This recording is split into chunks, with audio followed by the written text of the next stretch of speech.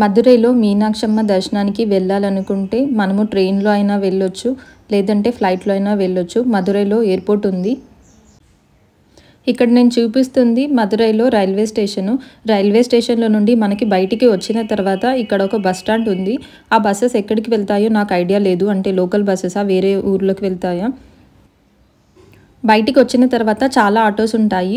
మనకి అక్కడ railway station నుండి గుడికి వెళ్ళాలంటే దగ్గరే ఉంటుంది. కానీ బ్యాగ్స్ ఎలా ఉంటాయి కాబట్టి నడవలేము. ఆటో కానీ క్యాబ్ కానీ బుక్ చేసుకొని వెళ్ళొచ్చు. మా ట్రైన్ డిలే అవ్వడం వల్ల మాకు చాలా లేట్ అయింది. చాలా అలసిపోయాము. ఇంకా రూమ్స్ కోసం వెళ్ళి వెతుక్కునే అంత ఓపిక కూడా లేదు. గుడికి దగ్గరలో ఉండే ఒక రూమ్ తీసుకున్నాము మేము. అదే శ్రీ తిరుమల రెసిడెన్సీ. గుడికి పక్కనే ఉంటుంది. నడుచుకుంటూ గుడికి వెళ్ళొచ్చు.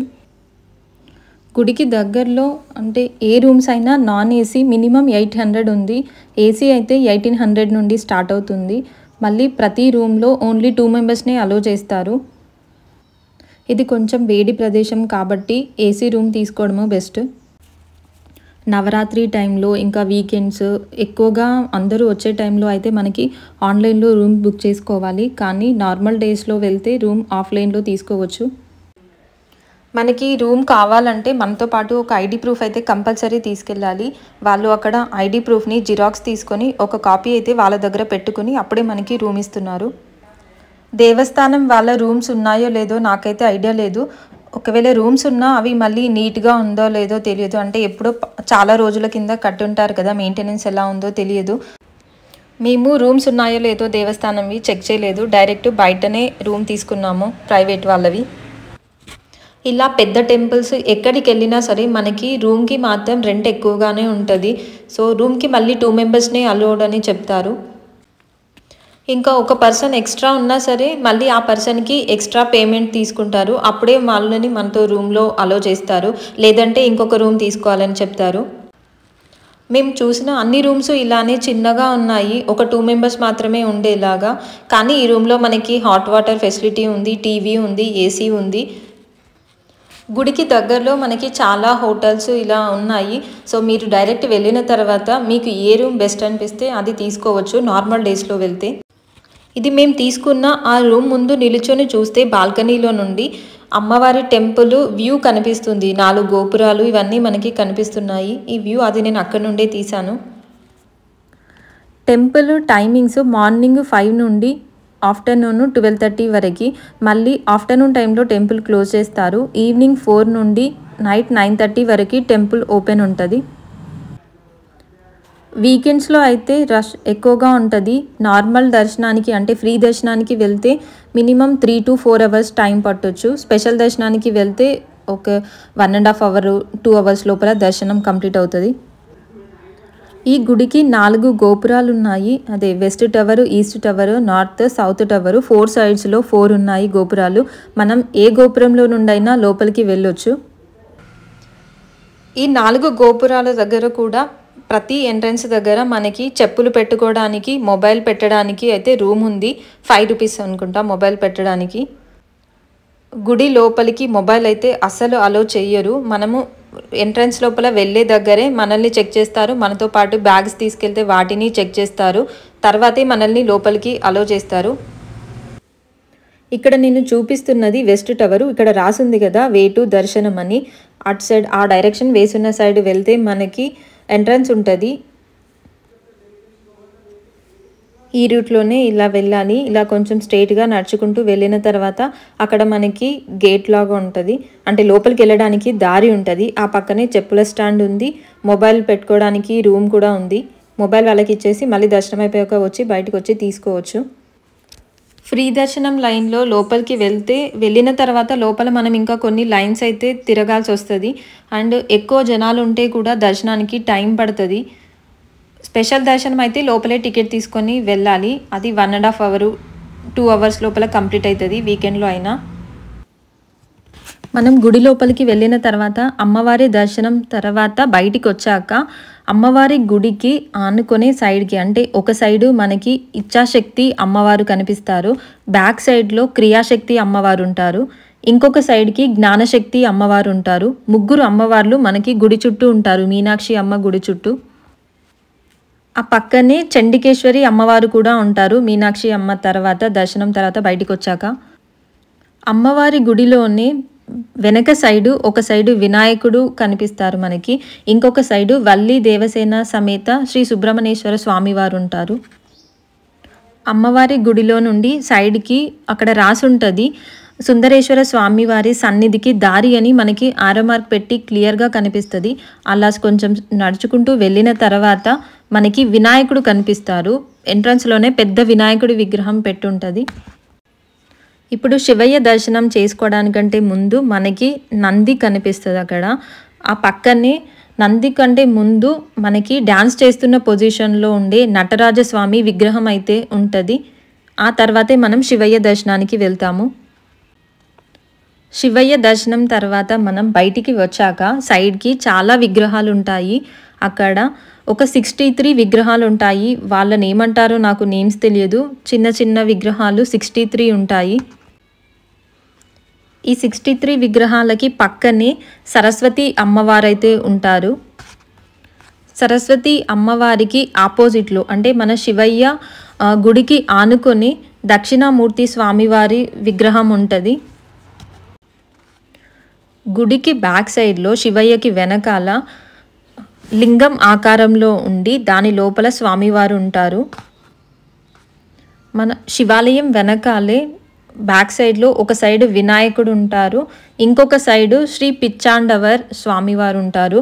పక్కనే కాశీ విశాలాక్షి, కాశీ విశ్వనాథ్, వల్లి దేవసేన సమేత శ్రీ సుబ్రహ్మణ్యేశ్వర స్వామివారి ఈ విగ్రహాలన్నీ ఉంటాయి. ఇంకొంచెం ముందుకి వచ్చాక మనము అంటే ఇప్పుడు శివయ్య దర్శనం తర్వాత లెఫ్ట్ సైడ్లో వెళ్ళాం కదా, ఇప్పుడు రైట్ సైడ్లో ఇక్కడ మనకి సిత్తర్ అని కనిపిస్తారు స్వామివారే. అంటే మనలాగే నార్మల్ మనుషులలాగా కూర్చున్న పొజిషన్లో ఉండే స్వామివారు ఉంటారు. ఈ స్వామివారి పేరు సిత్తర్. ఇంకొంచెం ముందుకి వస్తే మనకి దుర్గా అమ్మవారు కనిపిస్తారు. దుర్గా అమ్మవారి తర్వాత ఇంకొంచెం ముందుకి వచ్చాక మనకి చండికేశ్వర స్వామివారు ఉంటారు. ఇంకొంచెం ముందుకి వచ్చాక సైడ్కి మహాలక్ష్మి అమ్మవారి విగ్రహం అయితే ఉంటుంది. ఆ పక్కనే కళ్యాణ సుందరేశ్వర స్వామివారు ఉంటారు. అలానే ఇంకొంచెం ముందుకి వచ్చాక కాలభైరవ స్వామి విగ్రహం ఉంటుంది.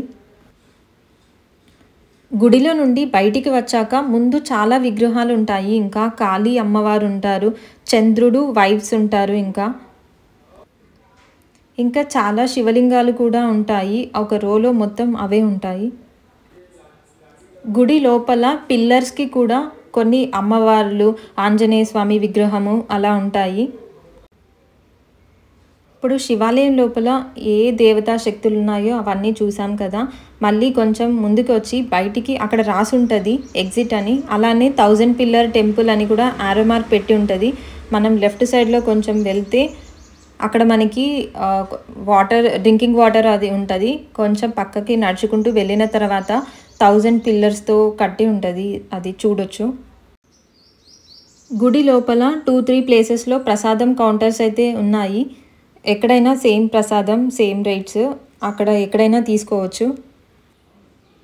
గుడి లోపలికి ఏ గోపురంలో నుండైనా ఎంటర్ అవ్వచ్చు. కానీ దర్శనానికి మాత్రం అంటే స్పెషల్ దర్శనమైనా ఈ ఫ్రీ దర్శనమైనా క్యూ లైన్స్ అయితే ఒకటే ఉన్నట్టుంది. నేనైతే ఒకటే చూశాను, అంటే ఒకే సైడ్కే ఉంది. అన్ని గోపురాల సైడు దర్శనానికి లైన్స్ ఉన్నాయని నాకైతే కనిపించలేదు. అక్కడ ఎవరినైనా అడిగి లేకపోతే మనం లోపలే నడిచి మళ్ళీ ఈ దర్శనం లైన్ దగ్గరికి రావచ్చు. అమ్మవారి టెంపుల్ లోపల అంటే గుడి ఆవరణలో గోశాల ఉంది. కానీ అక్కడికి మనల్ని అయితే భక్తులనైతే వెళ్ళనివ్వరు, వాళ్ళే చూసుకుంటారు ఆ గోవులని. శివయ్యని దర్శనం చేసుకొని బయటికి వచ్చిన తర్వాత 1000 పిల్లర్ టెంపుల్ దగ్గర దానికి ముందు డైనింగ్ హాల్ ఉంటుంది. హాల్ మరీ పెద్దగా ఉండదు, అలానే మరీ చిన్నగా ఉండదు, జస్ట్ మీడియం సైజ్లో ఉంటుంది హాల్. అంటే టైం ఉంటే వెయిట్ చేసి అక్కడ లంచ్ చేయొచ్చు. ఎందుకంటే ఒక బ్యాచ్ తర్వాత ఒక బ్యాచ్ని వాళ్ళు టోకెన్స్ ఇచ్చి అక్కడే పంపిస్తారు. మీరు క్యూ లైన్లో వెళ్ళిన తర్వాత అక్కడే టోకెన్ ఇస్తారు. మళ్ళీ అక్కడ హాల్ లోపలికి ఎంటర్ అయ్యే ముందు టోకెన్ తీసుకుంటారు. టైం ఉంటే అక్కడ లంచ్ చేయొచ్చు. కానీ టైం అయితే పడుతుంది, ఎందుకంటే ఒక బ్యాచ్ తర్వాత ఒక బ్యాచ్ని పంపిస్తారు కదా. హాల్ మరీ పెద్దగా లేదు. లోపలే మనకి అమ్మవారి దర్శనానికి వెళ్ళడానికి ముందు క్యూ లైన్లో వెళ్ళేటప్పుడు పుష్కరిణి కనిపిస్తుంది. పుష్కరిణి ప్రజెంట్ అయితే ఏదో రిపేర్ చేస్తున్నారు. అంటే పుష్కరిణి లోపల కూడా ధ్వజస్తంభం లాగా ఏదో కడుతున్నారు. వాటర్ అయితే లేవు, ఖాళీగా ఉంది. అమ్మవారి స్వామివారి దర్శనం అయిపోయి బయటికి వచ్చాక మనము అక్కడ కూర్చోవచ్చు, పుష్కరిణి దగ్గర కానీ గుడి ఆవరణ లోపల ఎక్కడైనా. ఈ గుడిలో మనకి అమ్మవారు స్వామివారు దర్శనం చాలా బాగా జరుగుతుంది. ఎందుకంటే క్యూ లైన్స్, స్పెషల్ దర్శనం క్యూ లైన్ కానీ ఫ్రీ క్యూ లైన్, అమ్మవారి ముందు నుండి లైన్ వెళ్ళదు, సైడ్లో లైన్స్ వెళ్తాయి. కాబట్టి మనకు దూరం నుండి కూడా అమ్మవారు స్వామివారు చాలా బాగా కనిపిస్తారు. అన్ని టెంపుల్స్లో కూడా ఇలా స్వామివారికి అమ్మవారికి ముందు నుండి లైన్ వెళ్ళకుండా సైడ్స్లో నుండి లైన్ వెళ్తే చాలా బాగుంటుంది. ఎందుకంటే దూరం నుండి కూడా మనకి కనిపిస్తారు, కనిపించలేదు అని ఫీలింగ్ ఉండదు. ఎందుకంటే దగ్గరికి వెళ్ళిన తర్వాత వాళ్ళు మనల్ని ఒక్క నిమిషం కూడా ఉండనివ్వరు, వెళ్ళిపోండి, పక్కకు జరగండి అని చెప్తారు. ఇలా అయితే దూరం నుండి మనం చూస్తూ వెళ్తాం కాబట్టి మంచిగా చూసిన ఫీలింగ్ ఉంటుంది. ఈ వీడియోలో నార్త్, ఈస్ట్, వెస్ట్, సౌత్ 4 టవర్స్ని నేను కవర్ చేశాను. అంటే మీకు చూపించడానికి నేను ఆ టవర్స్ని అన్ని వీడియో తీశాను. లోపలికి ఫోన్ అలో లేదు కాబట్టి నేను లోపల ఎలా ఉంది అనేది చూపించలేకపోయాను, బయట చూపించాను. అలాగే లోపల ఏ దేవతా శక్తులు ఉన్నాయి అని చెప్పి అది కూడా నేను ఎక్స్ప్లెయిన్ చేశాను వీడియోలో. గుడి లోపలికి వెళ్ళిన తర్వాత నేమ్స్ అనేవి తమిళ్లో రాసుంటాయి. కొన్ని ప్లేసెస్లో ఇంగ్లీష్లో కూడా నేమ్స్ ఉంది. కానీ అందరికీ ఇంగ్లీష్ చదవడం వస్తుందని కానీ అలా నేను అనుకోవట్లేదు. అంటే కొందరికైనా యూజ్ అవుతుంది కదా, లోపల ఏ దేవతా శక్తులు ఉన్నాయని నేను ఎక్స్ప్లెయిన్ చేశాను. ఫస్ట్ టైం వెళ్ళిన వాళ్ళకి సో ఈజీగా ఉంటుంది దర్శనానికని నేను ఎక్స్ప్లెయిన్ చేశాను. ఆల్మోస్ట్ అన్ని పాయింట్స్ కవర్ చేశానని అనుకుంటున్నాను. దర్శనం టైమింగ్స్, మొబైల్ అలో లేదు, అలానే లోపల ఎంట్రన్స్ దర్శనం టికెట్ టైమింగ్స్ అవి కూడా చెప్పాను. అలానే రూమ్ డీటెయిల్స్ కూడా. సో టెంపుల్ రూమ్స్ నాకు ఐడియా లేదు, బయటే తీసుకోవాలి. అండ్ ఆ రేంజ్ కాస్ట్ కూడా చెప్పాను. గుడి చుట్టూ కూడా ఇలా రెడ్ కలర్ బోర్డ్స్ కనిపిస్తున్నాయి కదా, కింద ఎల్లో కలర్ హైలైట్ చేసి పైన రెడ్ కలర్ ఉంది. అదంతా అమ్మవారికి సంబంధించిన స్టోరీ అక్కడ రాసుంది. టైం ఉంటే చదువుకోవచ్చు. 4 సైడ్స్ కూడా అమ్మవారి గుడి చుట్టూ కంప్లీట్ స్టోరీ అనేది ఇంగ్లీష్లో రాసింది అక్కడ. ఎగ్జిట్లో బయటికి వచ్చిన తర్వాత అక్కడ మనకి ముందు కౌమారి, వైష్ణవి, శ్యామల, వారాహి ఇలా అమ్మవార్ల విగ్రహాలు ఉన్నాయి. నేమ్స్ కూడా రాసున్నాయి. అక్కడ సెక్యూరిటీ వాళ్ళు కూర్చుంటారు. అక్కడ నుండి మనం ఎగ్జిట్లో బయటికి వస్తాము. ఈ అమ్మవార్లందరూ ఉండేది నార్త్ గేట్ సైడ్ అనుకుంటా. అమ్మవారి దర్శనము, స్వామివారి దర్శనము ఇద్దరి దర్శనం చేసుకుని బయటికి వచ్చే దారిలో మనకి దేవస్థానం వాళ్ళే ప్రతి ఒక్కరికి ఒక చిన్న లడ్డు ఇస్తున్నారు ప్రసాదం. ఫస్ట్ టైం కొత్తగా వెళ్ళే వాళ్ళకి ఈ వీడియో యూజ్ అవుతుందని అనుకుంటున్నాను. అంటే మన ఫస్ట్ వెళ్ళినప్పుడు తెలియదు ఏది ఎక్కడ ఉంది, ఎట్ సైడ్ నుండి వెళ్ళాలి, ఏం చూడాలి, లోపల ఏమున్నాయని. సో ఫస్ట్ టైం వెళ్ళే వాళ్ళకి యూజ్ అవుతుందని అనుకుంటున్నాను. పాతకాలంలో కట్టిన ఈ గుడిలు మాత్రం ఆర్కిటెక్చర్ అంటే లోపల ఈ గోపురాలపైన ఈ విగ్రహాలు చెక్కడము అదంతా అసలు ఎలా చేశారో ఏమో. చాలా పెద్ద పెద్ద గోపురాలు ఉంటాయి. మళ్ళీ ఇవన్నీ కట్టడానికి ఎన్ని సంవత్సరాలు టైం పట్టిందో ఏమో. ఈ వీడియో మీకు నచ్చినట్టయితే లైక్ చేయండి. అలాగే మన ఛానల్లో ఇంకా వేరే టెంపుల్స్ రిలేటెడ్ వీడియోస్ ఉన్నాయి. ఎక్కడ రూమ్స్ తీసుకోవాలి, దర్శనం రిలేటెడ్ కానీ ఆ ఇన్ఫర్మేషన్ ఉంది. మీకు యూజ్ అవుతుంది అనిపిస్తే సబ్స్క్రైబ్ చేసుకోండి. అలాగే లైక్ చేయడం మర్చిపోవద్దు. మళ్ళీ నెక్స్ట్ వీడియోతో కలుద్దాం. Bye bye.